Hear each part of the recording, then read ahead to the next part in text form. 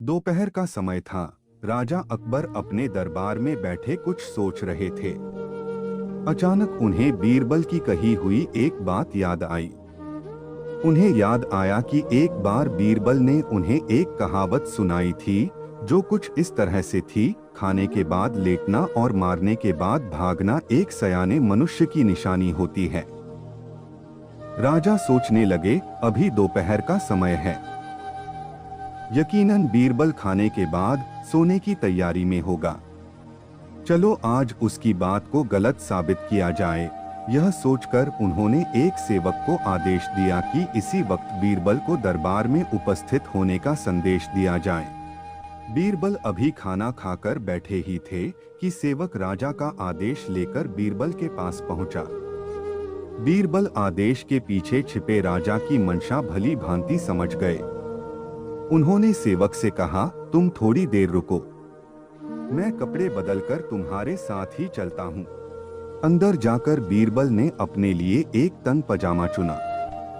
पजामा तंग था तो उसे पहनने के लिए उन्हें बिस्तर पर लेटना पड़ा। पजामे को पहनने का बहाना कर वे थोड़ी देर बिस्तर पर ही लेटे रहे और फिर सेवक के साथ दरबार की ओर चल दिए। दरबार में राजा बीरबल की ही राह देख रहे थे।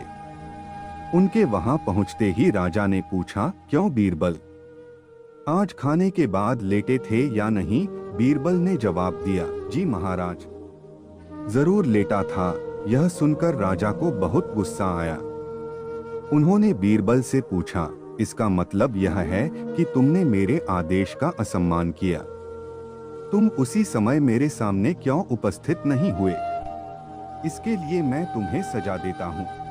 बीरबल ने तुरंत जवाब दिया, महाराज, ये सच है कि मैं थोड़ी देर लेटा था, लेकिन मैंने आपके आदेश की अवहेलना नहीं की है। आपको मुझ पर यकीन न हो तो आप सेवक से इस बारे में पूछ सकते हैं। हाँ, ये अलग बात है कि मुझे इस तंग पजामे को पहनने के लिए बिस्तर पर लेटना पड़ा था। बीरबल की इस बात को सुनकर अकबर हंसे बिना रह न सके और उन्होंने बीरबल को दरबार से जाने दिया। कहानी से सीख: इस कहानी से हमें यह सीखने को मिलता है कि परिस्थिति को भांपते हुए हमारे द्वारा उठाया गया एक कदम हमें अनेक मुसीबतों से बचा सकता है।